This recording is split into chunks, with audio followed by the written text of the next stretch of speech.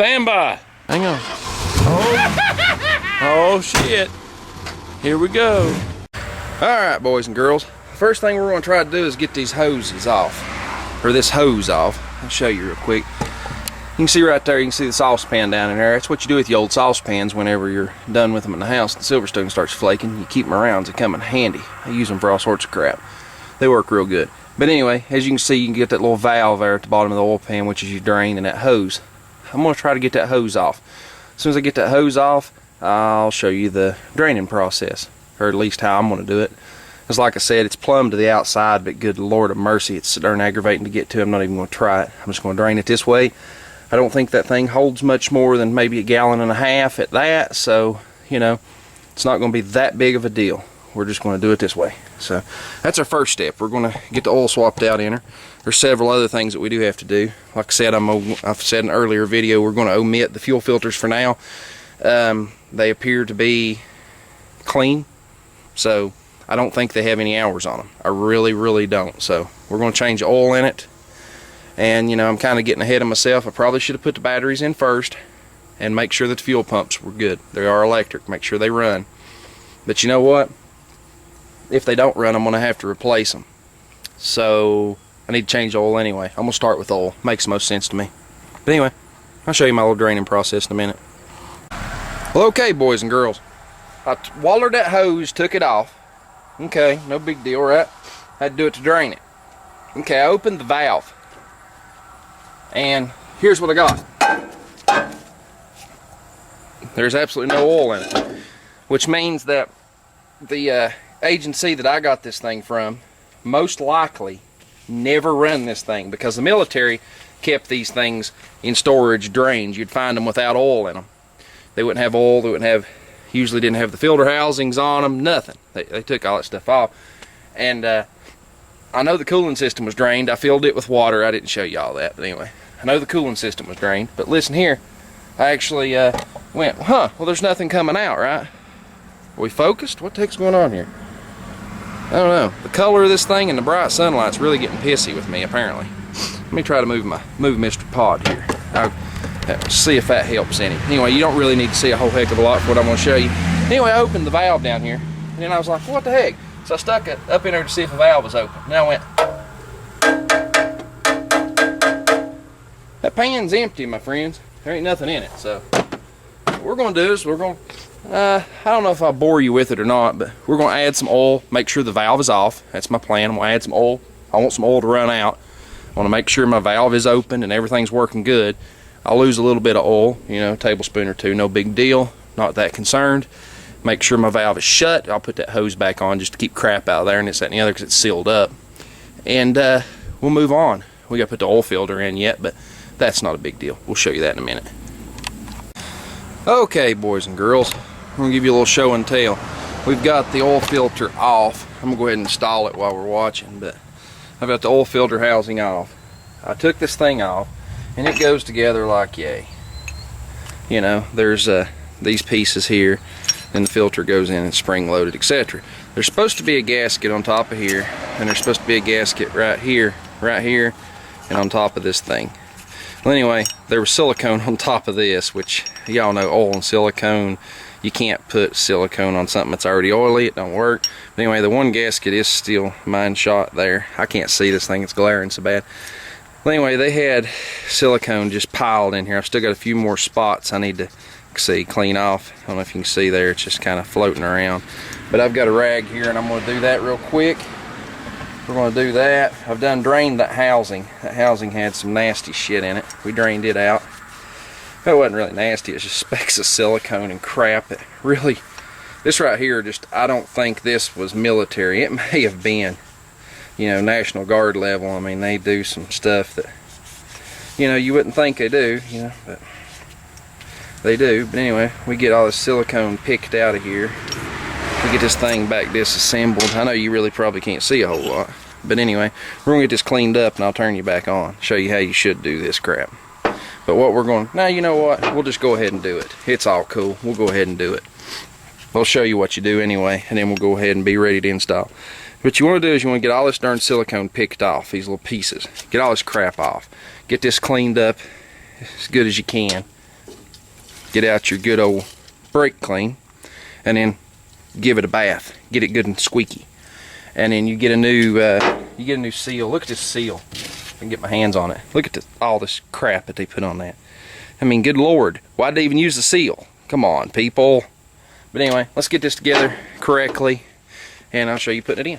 And we're going to put some oil in that housing and whatnot, so this thing won't run without oil for very long. I mean, because it's got to pump it up. But anyway, hang on. All right, guys. I think I can get my camera turned around. Might be able to see what the heck y'all are seeing. Make sure you're in camera shot. But anyway, we got a new filter for it. Filter numbers for these generators, these military filters. Direct cross, Wicks, 51004. This looks like something you might find on your 55 Chevrolet. Anyway, you open this up, you pull it out, you filter. Your filter is the same both ways, so it's not a problem. Comes with a new canister seal. New seal. Why I put silicone?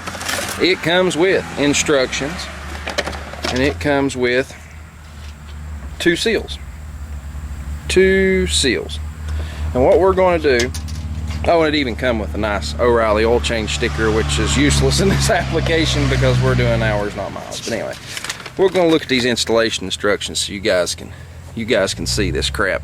And I'm going to go ahead and read them. I know how to do this. I mean, this is not any different than an old car, but we're going to read them anyway. It says loosen center bolt and allow oil to drain. Okay. Remove center bolt and shell from motor block. Well, this don't have a motor shell, it has a lid. Same thing. Remove old cartridge, done discarded it in a recycle bin at O'Reilly. Remove center bolt and discard hard fiber gasket between center bolt and filter shell. An old neoprene washer. Okay, this crap's gone. Neoprene washer wasn't even in here. Clean filter shell and center bolt thoroughly. We've did so. It's got some dark deposits on it, but they're solid. They're not going anywhere. Let's see what else it wants to do. It says install new fiber gasket on center bolt and insert center bolt through top of filter shell. Okay, that's easy enough. Fiber washer, center bolt. Mind you, I could just slap this together. This is educational, okay, guys? Some of you may have never done one of these, so we're going to do it. We're going to follow the instructions and see if we come out the same way I've always done it. Between center bolt and filter shell, and an old neoprene washer. Do what? It says remove. Oh, sorry. It says discard. I'm on the wrong one. Here we go. Right here. Install new fiber gasket on center bolt and install center bolt through top of filter shell. Done. Replace spring and washer assembly with washer end of spring toward opened end of filter shell.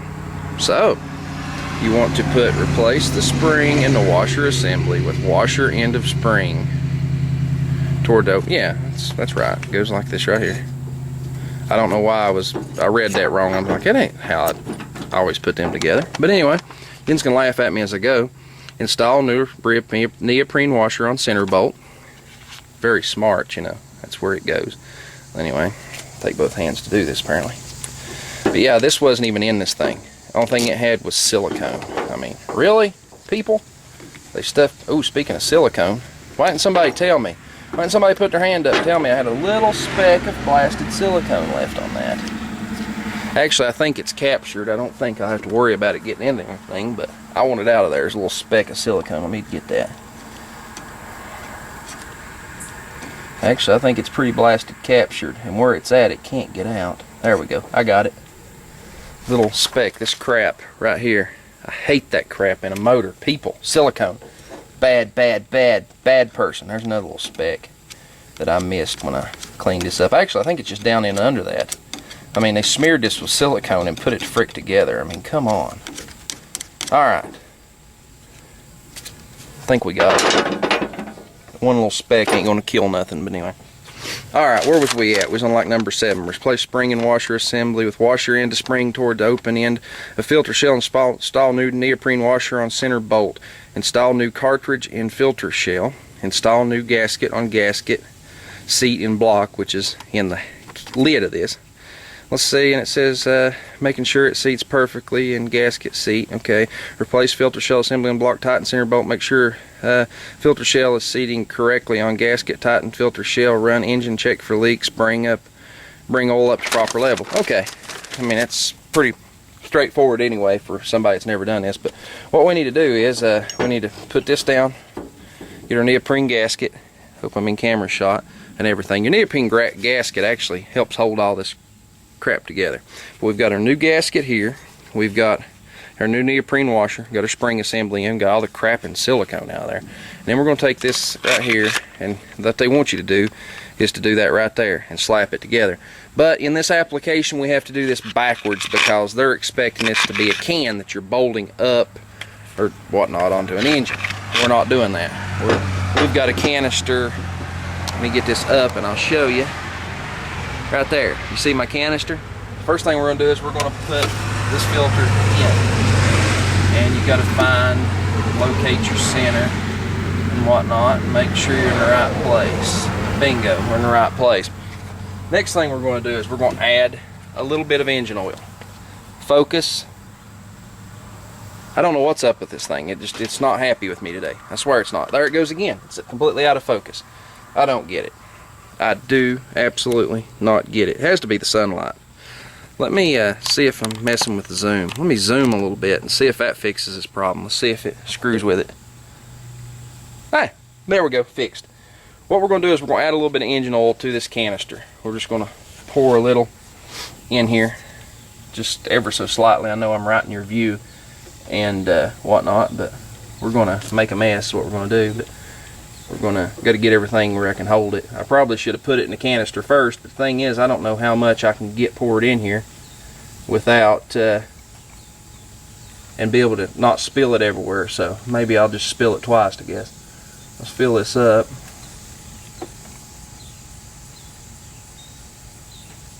Or try to. Whoa.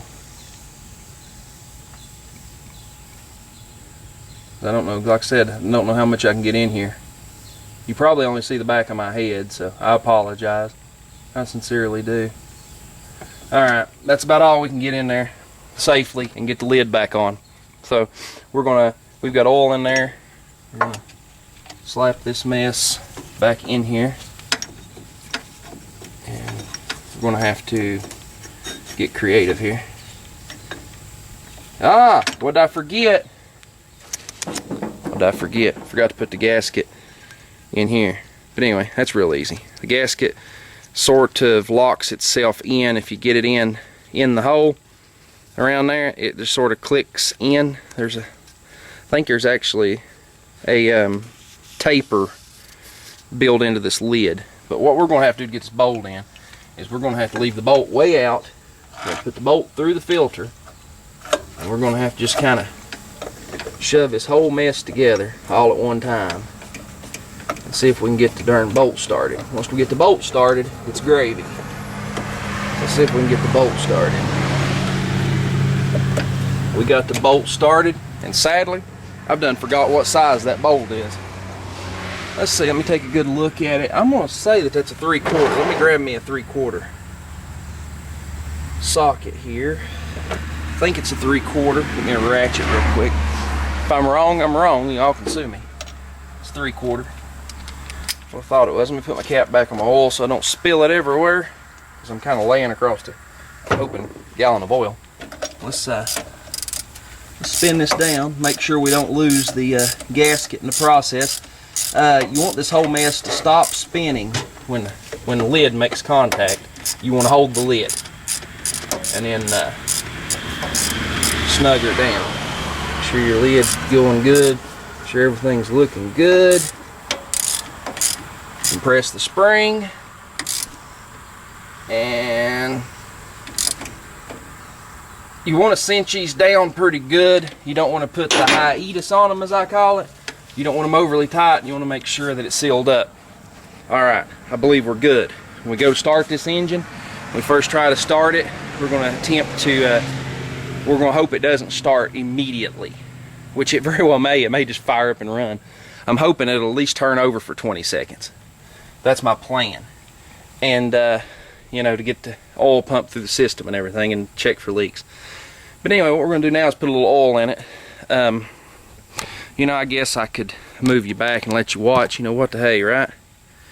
Let's see. Are we in shot? Let me try to give you the big picture again. I don't know what it's going to do. Let me go up here and pretend. Let me come back and see if I'm in focus. Staying in focus, so we're doing good. Let's see. I done that, so I don't need to do that. Let's get our oil cap off. This engine's clean with the pan inside. I mean, I know it's not the greatest picture, but it's clean. I've already cleaned out my my funnel. My funnel's clean. The outside of it's dirty a little bit. The inside is clean. It's got some welding splatter sparks, slag looking places in it, but it's clean. I just sprayed it out with brake clean, so I know it's clean. Yeah, and of course it's not going to want to really fit. I don't know. Guess that's just going to have to work, my friends. That's what we're going to do. I could probably pour this out of a gallon. I think we got enough elevation to go down. I don't know. This is probably going to run out on the ground anyway. Yeah, I'm going to have to actually pour this out of the gallon. I have no choice. Yep, it's going to run out in the bottom of the generator because I wasn't ready to cut the valve off. Nice.